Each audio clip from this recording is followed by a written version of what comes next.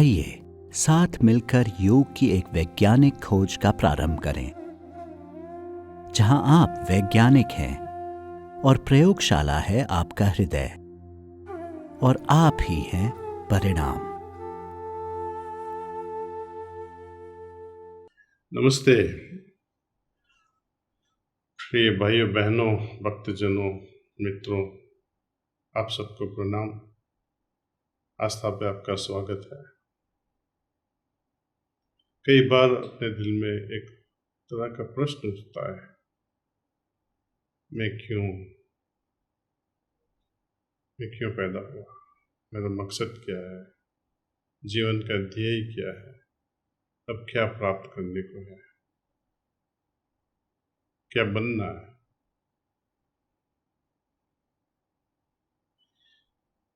Science कहता है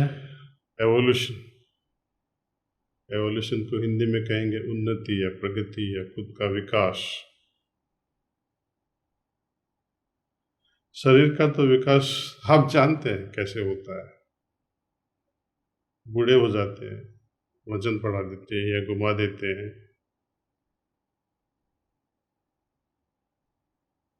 इसको विकास नहीं कहते हैं। जैसे जैसे उम्र बढ़ती है हम बूढ़े होते जाते हैं। रामदेव बाबा जी हमको कुछ सिखाते हैं, नए नए आसन प्राणायाम, जिससे अपना फिजिकल स्ट्रेंथ, फिजिकल हेल्थ ठीक चले। लेकिन जब कहते हैं कि final evolution of the body, physical body, स्थूल शरीर, मैं कभी भी ईगल की तरह आकाश में फैलूंगा नहीं, उड़ूंगा नहीं, कैसे हो सकता है? मिलियंस ऑफ ईयर्स लग जाएंगे शायद, वो भी हुए तो। मैं डॉल्फिन की तरह स्विम नहीं कर सकूंगा, ये भी तो एक विकास है। शारीरिक हमारी लिमिटेशन है, क्षमता है। तो वहां पे संपूर्ण विकास सभी का एक तरीके से नहीं हो सकता। आत्मा का विकास, आत्मा की प्रगति, आत्मा की उन्नति, आत्मा का एवोल्यूशन कभी हो नहीं सकता है। क्यों? आत्मा तो अमर है, आत्मा संपूर्ण है। पूर्ण में और पूर्णता कैसे डालोगे आप?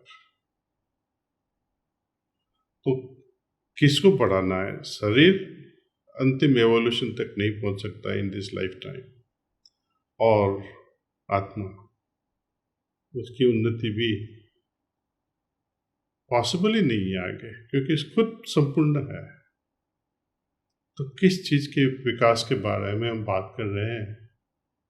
What evolution of what? Evolution of what? किस चीज का एवोल्यूशन कराओगे? पतंजलि मुनि, स्वामी विवेकानंद, ये जो अथॉरिटी है योग शास्त्र में, योग वशिष्ठ संहिता भी बताती है, और अष्टवक्र गीता भी, भगवत गीता भी, कि ध्येय यह है कि जो हमारी चेतना है, चेतना का विकास हो। लेकिन पहले जानना पड़ेगा कि चेतना क्या है, एवोल्यूशन ऑफ चेतना, एवोल्यूशन ऑफ कॉन्शियसनेस क्या है। तो हमारे हृदय में एक बार ये डेफिनेशन अपने आप परिभूत हुई। इंग्लिश में था उनका जवाब, वो बोले कि consciousness is degree of awareness. तो चेतना का विकास, चेतना की प्रगति, इसका मतलब है कि धीरे धीरे ये विकास की मात्रा को समझे।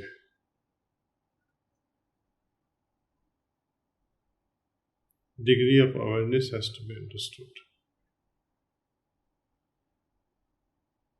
तो कॉन्शियसनेस या चेतना, हमारा चित्त है, उसका विकास कैसे हो सके?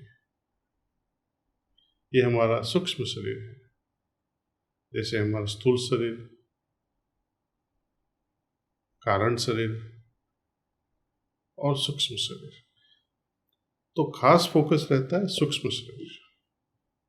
स्वामी विवेकानंद कहते हैं कि सभी आध्यात्मिक प्रवृत्तियों का एक ही ध्येय होता है, यही ध्येय कि चेतना का विकास हो।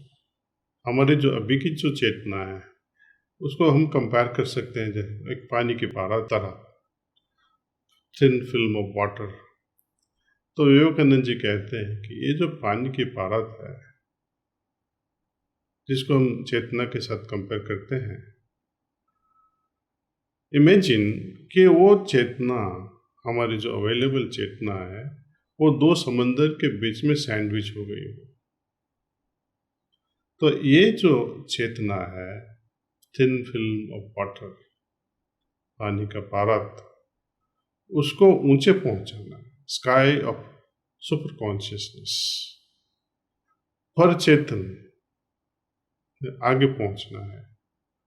और ध्यान के माध्यम से ही ये हो सकता है। और ध्यान के माध्यम से ही हम दूसरा जो समंदर जैसा है, हमारा सबकॉन्शियस अवचेतन मन, उसमें डुबकी लगा सकते हैं।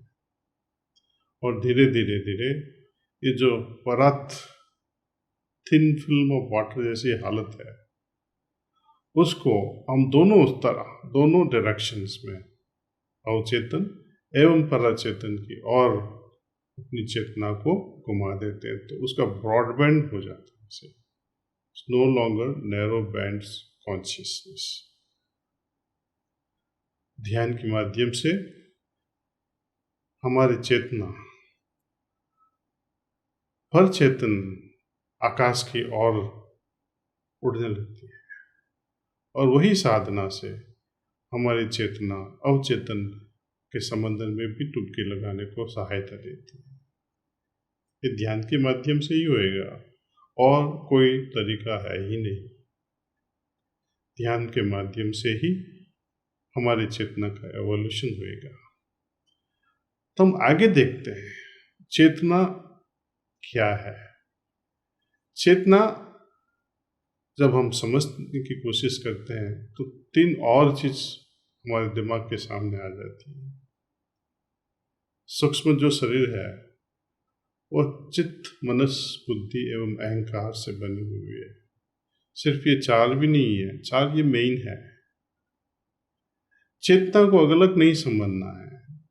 यदि हम एक सर्कल बनाए और सर्कल को बोले कि ये चेतना है, तो वन थर्ड मेजर पार्ट्स जो है वो मनस, बुद्धि एंड अहंकार से वो चेतना बन जाती है। यदि हमारी चेतना इवॉल्व होती है तो मनस का क्या हो सकता है, बुद्धि का क्या होएगा और अहंकार का क्या होगा। तो अगले संडे हम इस पे आगे एक्सप्लोर करेंगे कि जैसे जैसे हम अपनी योग साधना में आगे बढ़ते हैं तो जो मन का जो फंक्शन है सोचने का, वो क्या बनेगा। बुद्धि का जो फंक्शन है इंटेलेक्चुअलाइजिंग, वो जब आगे विकास करेगा, प्रगति करेगा, तो वो क्या बन सकता है। और जब अहंकार, हम योग साधना में आगे बढ़ते हैं, अहंकार का क्या होगा, उसका परिवर्तन कौन से भाव में चला जाएगा और कैसे हो सकता है। तो अगले संडे यही आस्था पर, यही टाइम पे हम फिर से मिलेंगे। आज हम थोड़ी देर के लिए फिर से ध्यान में बैठेंगे जैसे लास्ट संडे हम बैठे थे। आप में से कई लोगों ने इसको रेगुलर भी अपनी साधना का अंग बना दिया होगा। Best time to meditate, as you know, before sunrise. तो लेट्स मेडिटेट नाउ। ध्यान अभी करते हैं। अंदर की ओर इतना स्पीड से चला जाता है कि वो हालत में बैठे रहने का मन करता है और ध्यान में डूब जाने का भी मन करता है। तो उस समय ध्यान कर लेना उचित रहेगा। जब भी मन करे ध्यान कर लो। और खास करके जैसे हम भूख लगती है और तब खाना खाते हैं तो अति आनंद होता है, उसी तरह जब ध्यान के प्रति रुचि बढ़ जाती है और उसके बिना रह नहीं पाए ऐसा भाव होता है अंदर, तो ध्यान करना सबसे उम्दा होएगा, उससे सबसे ज़्यादा फायदा होएगा। दूसरा प्रश्न है लखनऊ से भाई श्री आशीष सिंह का। जब मैं प्रार्थना करता हूँ तो मुझे किससे प्रार्थना करनी चाहिए? मुझे ऐसा लग रहा है कि मैं जिस भगवान देवी की पूजा करने के आदी हूँ, क्या वह ठीक है?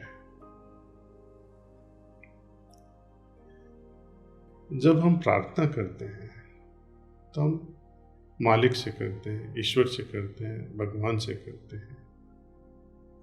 यदि आपको लगता है कि जिस देवी या देव की मैं पूजा कर रहा हूँ वो सही में मेरा भगवान है, मेरी देवी है, उससे लगाव है, तो उनसे करने में कोई हर्ज नहीं है। लेकिन जिनसे हम प्रार्थना कर रहे हैं उससे हमारा रिश्ता क्या है, वो पहला जानना जरूरी है। क्या हम जानते हैं ईश्वर क्या है? क्या जानते हैं देव कौन है, देवी कौन है? हम किसी को भी नहीं जानते हैं। इसलिए हम जेनेरिक भाव से सिर्फ अपनी आंख बंद करके कहते हैं मालिक। ऐसा भाव अंदर होना है कि प्रभु आपको मैं नहीं जानता, आप कौन है, आप क्या है, वो मैं नहीं जानता हूँ, आपको जानने की कोशिश कर रहा हूँ और आपको ये प्रार्थना भाव से वंदित करके सौंप रहा हूँ। One more question we'll take from Madurai, भाई श्री भरत। कहते हैं कि मेरा ध्यान सही ढंग से नहीं हो रहा है, उसको ठीक से कैसे करें? आपको पता ही हो गया है कि मेडिटेशन ध्यान ठीक से नहीं हो रहा है, तो ठीक से कैसे करें? इतना तो अच्छा है कि आप जान गए कि ये ठीक नहीं हो रहा है। सही रास्ता हार्टफुलनेस में मैं बता रहा हूँ कि ध्यान में ये प्राणाहुति को हम आगमन देते हैं प्रार्थना करके कि हे ईश्वर, बिना तेरी सहायता तेरी प्राप्ति असंभव है, आपकी कृपा मेरे हृदय में आवे। यही सोच से हम बैठते हैं, ख्याल करते हैं कि मेरे हृदय में ईश्वरीय प्रकाश मौजूद है, जिन पे मैं ध्यान कर रहा हूँ। एक ख्याल के साथ बैठना है। That's all। यदि विचार आए तो आने दो, उस समय खुद ही को याद करवा लो कि मैं ध्यान में बैठा हूँ, ये प्राणाहुति मेरे हृदय में आ रही है और मुझे ध्यान करने में मदद रूप हो रही है। हम तभी कह सकते हैं कि हमारा मेडिटेशन ठीक से हुआ जब अंदर से एक तरह का संतोष भाव हुआ है, हल्कापन महसूस हुए, शांति का एहसास हुए। चाहे भी हमारा मेडिटेशन या ध्यान में कुछ तकलीफ हो गई, बहुत विचार आ गए, लेकिन हार्टफुलनेस में हम जब प्राणाहुति से ध्यान करते हैं, विचार आए ना आए, एंड रिजल्ट ध्यान के बाद हमेशा शांति, सहजता का एहसास होगा।